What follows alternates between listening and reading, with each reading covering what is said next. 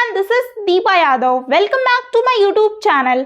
आज मैं आप लोग के लिए लेके आई हूँ सोशल साइंस के कुछ प्रीवियस ईयर क्वेश्चंस जो एनसीईआरटी बेस्ड क्वेश्चन होंगे और आपके सीटेट के एग्जाम में ऐसे ही क्वेश्चंस पूछे जाते हैं। जो लोग सोशल साइंस सब्जेक्ट से हैं और पेपर सेकंड की तैयारी कर रहे हैं वो इस प्रैक्टिस सेट को जरूर देखें। तो वीडियो शुरू करने से पहले अगर आप मेरे चैनल पर नए हैं तो सब्सक्राइब कर लें और बेल आइकन को प्रेस कर दें जिससे नोटिफिकेशन आप तक पहुंच जाए और आप डेली वीडियोस को देख पाएं। तो चलिए जानते हैं कि किस टाइप के क्वेश्चन सीटेट के एग्जाम में पूछे जाते हैं पेपर सेकंड में। तो देखिएगा, फर्स्ट क्वेश्चन है कि consider the following statements and about international dateline and choose the correct option. मतलब ये कि कुछ स्टेटमेंट दिए गए हैं इंटरनेशनल डेटलाइन के बारे में और उसमें से आपको करेक्ट आंसर बताना है। तो स्टेटमेंट ए है कि international dateline is an imaginary line. Statement B, international dateline passes through Pacific Ocean. Hindi में भी पढ़ लेते हैं। अंतर्राष्ट्रीय तिथि रेखा के बारे में निम्नलिखित कथनों पर विचार कीजिए तथा सही विकल्प का चुनाव कीजिए। स्टेटमेंट ए है अंतर्राष्ट्रीय तिथि रेखा एक काल्पनिक रेखा है। स्टेटमेंट बी, अंतर्राष्ट्रीय तिथि रेखा प्रशांत महासागर से होकर के गुजरती है। तो ये सारे ऑप्शन दिए गए हैं, 4 ऑप्शन है, इसमें से आपको करेक्ट आंसर बताने हैं। ऑप्शन ए है कि ओनली ए इज करेक्ट, केवल ए सही है। Option B, only B is correct, केवल बी सही है। Option C, both A and B are correct, दोनों ही सही है। Option D, both A and B are incorrect, दोनों ही गलत है। तो इसका आंसर होगा option number C, both A and B are correct, दोनों ही सही है। देखिए स्टेटमेंट जो ए कह रहा है कि अंतरराष्ट्रीय तिथि रेखा जो है एक काल्पनिक रेखा है, तो ये करेक्ट है।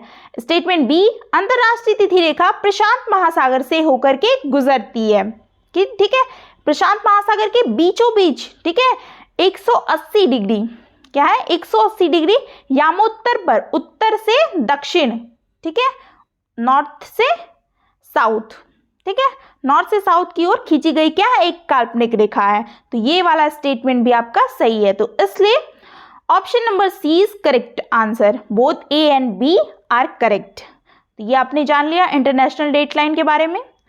अब चलिए next question. If you are at 0 degree latitude you would be standing on the dash। अगर आप 0 डिग्री अक्षांश पर हैं तो आप कहाँ पर मतलब खड़े होंगे, ये पूछा है क्वेश्चन में। इसका आंसर आपको बताना है। ऑप्शन ए, इक्वेटर, विषुववृत्त। ऑप्शन बी, नॉर्थ पोल, उत्तरी ध्रुव। Option C, tropic of Capricorn, मकर रेखा। ऑप्शन डी, अंटार्कटिक सर्किल, दक्षिण ध्रुव वृत्त। तो इसका करेक्ट आंसर होगा ऑप्शन नंबर ए, विषुववृत्त, ठीक है, यहाँ पे क्या होगा, विषुववृत्त, इक्वेटर होगा। अगर आप 0 डिग्री अक्षांश पर हैं तो आप क्या है, विषुववृत्त पर खड़े होंगे। वह क्या है, एक काल्पनिक वृत्त है जो पृथ्वी की को क्या है, दक्षिण और उत्तर और दक्षिण गोलार्ध को 2 बराबर भागों में बांटता है और उसी को विषुववृत्त कहते हैं। ये जो पृथ्वी को 2 बराबर भागों में बांटा गया है ना, उत्तरी गोलार्ध और दक्षिणी गोलार्ध, और यही यहाँ पे आपका क्या है, ये काल्पनिक रेखा जो गई है इसी को विषुववृत्त कहते हैं, इक्वेटर। तो वही पूछा है कि अगर आप 0 डिग्री अक्षांश पर हैं तो आप कहाँ पर खड़े होंगे, तो आप इक्वेटर पे खड़े होंगे, ठीक। इसलिए option A is correct answer. समझ में आ गया। नेक्स्ट क्वेश्चन देखिएगा। There are 4 domains of the natural environment, 2 are atmosphere and biosphere, the other 2 are, मतलब कि 2 आपके जो भी हैं डोमेन्स जो हैं, बायोस्फीयर है और एटमॉस्फेयर है, उसमें से 2 आपको दिए, 2 और बताने हैं। तो देखिए, प्राकृतिक पर्यावरण के 4 क्षेत्र हैं, इनमें से 2 वायुमंडल और जैवमंडल है, बाकी दोनों क्या है, ये आपको ऑप्शन में चूज करना है। Option A, hydrosphere and mesosphere, जलमंडल और मध्यमंडल। Option B, hydrosphere and lithosphere, जलमंडल और स्थलमंडल। Option C, lithosphere and mesosphere, स्थलमंडल और मध्यमंडल। Option D, lithosphere and stratosphere, स्थलमंडल एंड समतापमंडल।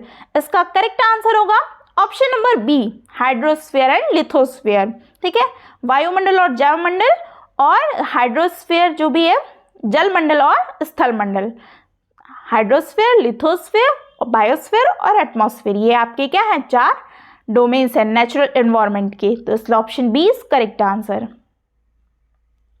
नेक्स्ट क्वेश्चन देखिएगा कि which of the following is true about tropical rain forest. Tropical rain forest के बारे में कुछ स्टेटमेंट दिए गए हैं, नीचे आपको ऑप्शंस दिए गए हैं, चूज करने हैं उसमें से, ठीक। तो स्टेटमेंट ए देखिए, these forests are called evergreen forest. Option B, the trees in these forests shed their leaves at different types of the year. Statement B, sal, teak and shisham are important trees of these forests. Statement D है कि these forests are called monsoon forest. नीचे देखिए, choose the correct option. तो हिंदी में देखिए, निम्नलिखित में से कौन उष्णकटिबंधीय वर्षा वन जो है, वर्षा वन के बारे में सही क्या है। तो ए देखिए कि इन्हें सदाबहार वन कहा जाता है। ऑप्शन जो बी है कि इन वनों में वृक्ष अलग अलग समय में अपनी पत्तियां गिराते हैं। सी है कि इन वनों में पाए जाने वाले महत्वपूर्ण वृक्ष साल, सागौन और शीशम है। डी है कि इन वनों का मानसून वन भी कहते हैं। सही विकल्प का चयन करें। तो ये सारे ऑप्शन है कि ऑप्शन ए है कि A and B, option B B and C, option C है कि बी एंड डी और ऑप्शन डी है सी एंड डी। इसका करेक्ट आंसर होगा ऑप्शन नंबर ए और बी। देखिए ए बी जो है इन्हें क्या है, सदा बहार वन कहा जाता है, ठीक है। ये उष्णकटिबंधीय जो वर्षा वन वाले क्षेत्र होते हैं इन्हें सदाबहार वन कहा जाता है। और इन वनों में वृक्ष क्या है, अलग अलग समय में अपनी पत्तियों को गिराते हैं। और स्टेटमेंट जो सी है ना, यहाँ पे ये वृक्ष नहीं पाए जाते हैं, साल, सागौन और शीशम नहीं पाए जाते हैं। ऑप्शन नंबर जो डी है ये भी गलत है कि इन वनों को मानसून वन भी कहते हैं। तो ये दोनों क्या है, इनकरेक्ट है और ये आपका ए और बी करेक्ट आंसर है। तो इसलिए option A is correct answer. Next question देखिएगा, which of the following is true about Amazon basin के बारे में है, ठीक है। इसके बारे में बताना है क्या सही है क्या गलत है। The river Nile flows through this region. Option B, both days and nights weather almost equally hot and humid here. Option C है कि at night the temperature goes down but the humidity remains high. Choose the correct option. Amazon basin के बारे में निम्न में से कौन सा से या से सही है। तो ए है कि नील नदी जो है इस प्रदेश से होकर के बहती है, इस प्रदेश से होकर के बहती है। ऑप्शन बी है कि यहाँ का मौसम जो है दिन एवं रात दोनों में ही क्या है, समान रूप से गर्म एवं आर्द्र होता है। और स्टेटमेंट जो सी है, सी और वाला ऑप्शन कि रात के समय तापमान थोड़ा कम हो जाता है और लेकिन आर्द्रता क्या होती है, उच्च बनी रहती है। तो इसका जो करेक्ट आंसर होगा वो ऑप्शन नंबर डी होगा, ठीक है। डी कैसे होगा, बी और सी क्या है, स्टेटमेंट सही है। ये जो ए वाला है कि नील नदी इस प्रदेश से होकर के बहती है, तो ये गलत है, ठीक है। नील नदी यहाँ से नहीं बहती। जो ये अमेजन जो बेसिन है ना, ये दक्षिण अमेरिका का क्या है, एक ये हिस्सा है। और जो अमेजन नदी और उसकी क्या है, सहायक नदियों द्वारा सिंचित किया जाता है। तो ऑप्शन बी देखिएगा कि यहाँ का मौसम दिन एवं रात दोनों में ही समान रूप से गर्म एवं आर्द्र होता है। तो ये करेक्ट है। ऑप्शन सी, रात के समय तापमान थोड़ा कम हो जाता है यहाँ पे और लेकिन आर्द्रता क्या होती है, उच्च बनी रहती है। तो ये भी करेक्ट है। तो इसलिए option D is correct answer. B और C are true. Next question देखिए, which of the following is या are factor that cause variation is amount of insolation on earth. A, the rotation of the earth on its axis. B, the angle of inclination of the sun rays. C, the length of the day. Choose the correct option. पृथ्वी पर आपतन जो आतपन है की मात्रा में भिन्नता का या की निम्नलिखित में से क्या कारण है, इसको बताना है आपको, ठीक है। और ए है कि पृथ्वी का अपने अक्ष पर घूमना और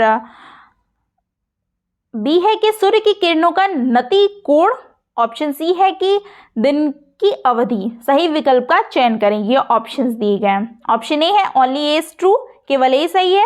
option B only A and B are true, दोनों ही सही है, नहीं सॉरी केवल ए तथा बी सही है। सी है कि only A and C are true, केवल ए तथा सी सही है। डी है कि A B and C all are true, मतलब कि तीनों ही सही हैं। तो इसका करेक्ट आंसर होगा आपका D, A B and C all are true. A B C क्या है, सभी सही हैं।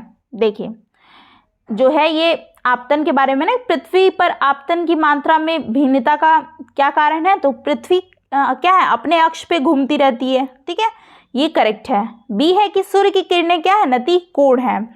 और डी दिन की अवधि। तो ये तीनों ही जो ऑप्शंस हैं वो क्या है, करेक्ट है। तो इस प्रकार से ये तीनों ही करेक्ट हो जाते हैं। तो ये जो आपतन है ना, आपतन सबसे महत्वपूर्ण कारक है, जो फैक्टर है, ठीक है।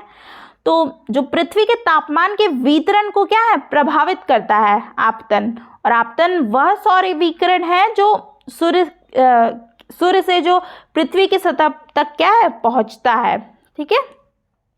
तो इसलिए option D is correct answer. ये तीनों ही ऑप्शन सही हैं। पृथ्वी के आपतन की जो फैक्टर्स है, हाँ, तो ये करेक्ट है।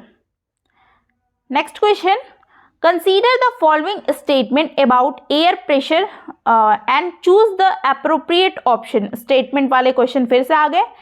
स्टेटमेंट ए है कि air above us presses us with a great forces, force on our bodies, however we don't even feel it. Statement B, air presses us from all directions and out body exert a counter pressure। तो हिंदी में देखिए क्या लिखा है कि वायुदाब के बारे में दिए गए कथनों को पढ़िए तथा उपयुक्त विकल्प का चुनाव कीजिए। स्टेटमेंट ए, वायु हमारे शरीर पर उच्च दाब के साथ बल लगाती है किंतु हम इसका जो अनुभव क्या है, नहीं करते हैं। स्टेटमेंट बी है कि वायु का दाब हमारे ऊपर सभी दिशाओं से क्या है, लगता है और हमारा शरीर क्या है, विपरीत बल लगाता है। और ये सारे ऑप्शंस हैं। ऑप्शन ए है, काफ़ी बड़े बड़े ऑप्शन थे, सबसे पहले मैं इसको क्या है, ज़्यादा टाइम ले लेता, कंज्यूम कर लेता है, ऑप्शन सी। तो देखिए इसका मैं आपको आंसर बता देती हूँ क्या है। इसका आंसर होगा ऑप्शन नंबर ए, कि both A and B are correct, ठीक है, and B is the correct explanation of A. A तथा बी दोनों सही है तथा बी सही व्याख्या है ए की। देखिए कैसे, ये जो स्टेटमेंट ए दिया है कि वायु जो है हमारे शरीर पर उच्च दाब के साथ क्या है, बल लगाती है किंतु हम इसका क्या है, अनुभव नहीं करते हैं, ये करेक्ट है। स्टेटमेंट बी, वायु का दाब हमारे ऊपर सभी दिशाओं से क्या है, लगता है, सभी दिशाओं से लगता है और हमारा शरीर विपरीत बल लगाता है। तो इसलिए जो बी व्याख्या कर रहा है ए का, वो भी सही है, ठीक। तो ऑप्शन ए करेक्ट आंसर है इसका। नेक्स्ट क्वेश्चन देखिएगा, consider the following statement. Option a rock के बारे में है। देखिए, rock is an aggregate of one or more minerals with definite composition of constituent minerals। Statement B है कि minerals are created by natural process without any human interference। Choose the correct options। निम्नलिखित कथनों पर विचार करें। Statement A, शैल खनिज अवयवों के निश्चित संगठन वाले एक या एक से अधिक खनिजों का एक समूहन है। स्टेटमेंट बी, खनिज बिना किसी मानवीय हस्तक्षेप के प्राकृतिक प्रक्रियाओं द्वारा निर्मित होते हैं। तो ये स्टेटमेंट दिए गए हैं, इधर आपको ऑप्शंस दिए गए हैं, ठीक है। ऑप्शंस है आपके बोथ ए, ऑप्शन ए है कि both A and B are true. Option B है कि both A and B are false. Option C, A is true but B is false. Option D, A is false but B is, मतलब A false है, B true है, A गलत है लेकिन B सही है। तो इसका जो आंसर होगा ऑप्शन नंबर डी होगा, ठीक है। A is false but B is true. A गलत है लेकिन बी क्या है, सही है। देखिए कैसे, ए जो है वो गलत है। शैल जो है खनिज अवयव के निश्चित संगठन वाले एक या एक से अधिक खनिजों का समूहन नहीं करते। ठीक है, यहाँ पे दिया है एक समूहन है, तो ये गलत है ऑप्शन।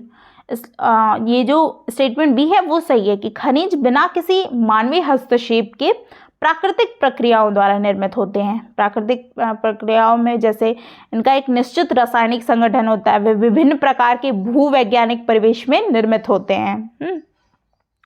और खनिज के क्या होते हैं, दो प्रकार होते हैं ना, धातु और अधातु। और कुछ खनिजों की संरचना में कठोर होते हैं, जैसे हीरा हो गया। तो ये सब क्या है, खनिज बिना किसी मानवीय हस्तक्षेप के प्राकृतिक प्रक्रियाओं द्वारा निर्मित होते हैं। तो इसलिए स्टेटमेंट बी सही है, इसलिए ऑप्शन में आपका डी ऑप्शन करेक्ट हो जाएगा। A is false, B is true. A गलत है लेकिन बी क्या है, सही है। नेक्स्ट क्वेश्चन देखिएगा, filling in the blank with the correct option the prairies. Prairies के बारे में देखिए दिया है, फिलिंग इन द ब्लैंक्स की रिक्त स्थान को सही विकल्प से भरे, प्रेयरीज है। देखिए ए है कि होम टू चीताज, चीतों का घर। Option be suitable place for cattle rearing, मवेशी पालने के लिए उपयुक्त जगह। ऑप्शन सी है कि very hot during day time and very cold at night, दिन के समय बहुत गर्म और रात के समय बहुत ठंडा। ऑप्शन डी कोल्ड डेजर्ट, ठंडे रेगिस्तान। तो इसका करेक्ट आंसर होगा ऑप्शन नंबर बी। क्या है, ऑप्शन नंबर बी जो है मवेशी पालने के लिए उपयुक्त जगह है ये। प्रेरी क्या है, मवेशी पालने के लिए। स्टेटमेंट के हिसाब से आपका यही ऑप्शन मतलब करेक्ट है कि suitable place for cattle rearing. जो ये प्रेयरी है मवेशी पालने के लिए उपयुक्त जगह है। प्रेयरी क्या है, एक घास का मैदान है जो उत्तरी अमेरिका महाद्वीप में पाया जाता है। तो सारे घास के जो मैदान है सब उष्णकटिबंधीय प्रदेशों में, शीतोष्णकटिबंधीय प्रदेशों में, ये सारे टॉपिक आप पढ़ जाइए, आपके ज्योग्राफी के मतलब एनसीईआरटी की बुक में दिए गए हैं और इससे क्वेश्चंस आते ही आते हैं। तो इम्पॉर्टेंट टॉपिक था वो। नेक्स्ट क्वेश्चन देखिएगा कि which of the following factors leads to shortness in supply of fresh water. Fresh water बताना है कि जो उसकी कमी क्या है, shortness in supply of fresh water. A है कि increasing urbanisation. Option B rising standard of living. Option C है कि generating electricity through reservoir of dams. और ऑप्शन डी है कि rising demands of food and cash crops. Choose the correct option. निम्नलिखित में से अलवणीय जल की आपूर्ति की कमी के मुख्य कारक हैं। ए है कि बढ़ती नागरिकता, बी बेहतर होता जीवन स्तर, सी बांधों के जलाशयों के माध्यम से विद्युत उत्पादन, भोजन और नकदी फसलों की बढ़ती मांग। और सही विकल्प का चयन करें। तो इधर आपका दिया गया होगा ऑप्शंस, ये सारे ऑप्शंस हैं। ठीक है, तो इसका करेक्ट ऑप्शन होगा option number A, B and D. देखिए ए, बी और डी, ये जो तीनों आपके कारण दिए गए हैं अलवणीय जल की आपूर्ति की कमी के जो मुख्य कारण है वो बढ़ता क्या है, नगरीकरण, बेहतर होता जीवन स्तर और भोजन और नकदी फसलों की बढ़ती मांग। ये बांधों के जलाशय के माध्यम से विद्युत उत्पादन, इससे कोई फर्क नहीं पड़ता, लेकिन इसका ये ज़्यादा कारण है। इंक्रीजिंग अर्बनाइजेशन और rising standard of living, rising demands of food and cash crops. ठीक है, और भी तीन चीज़ें हैं, बढ़ता हुआ जैसे पॉपुलेशन हो गया, औद्योगिकरण है।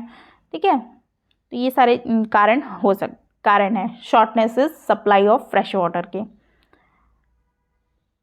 तो इसलिए ऑप्शन क्या है, ये option A is correct answer. A, B and D is correct. Next question देखिएगा,